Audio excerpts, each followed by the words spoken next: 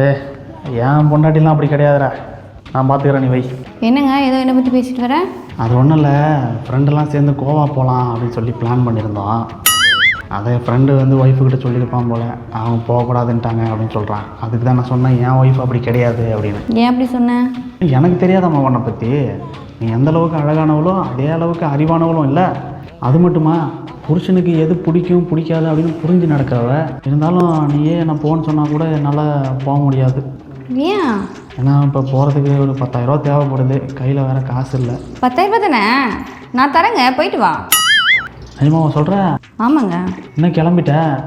10,000 கொடுக்குற, நீ அதை கொடுத்தனா நானும் கன்ஃபார்மாக வரேன்னு சொல்லி ஃப்ரெண்ட்ஸுக்கிட்ட கொடுத்துருவேன். காசா? என்ன காசு? நான் சந்தோஷப்படணுன்றதுக்காக தான் நீ 4 வாரத்தை புகழ்ந்து பேசினேன். அதே மாதிரி தான் நீ சந்தோஷப்படணுன்றதுக்காக டூருக்கு போயிட்டு வா, காசு தரேன்னு நான் சொன்னேன். அதுக்கு இதுக்கும் சரியாக போச்சு, கிளம்பு.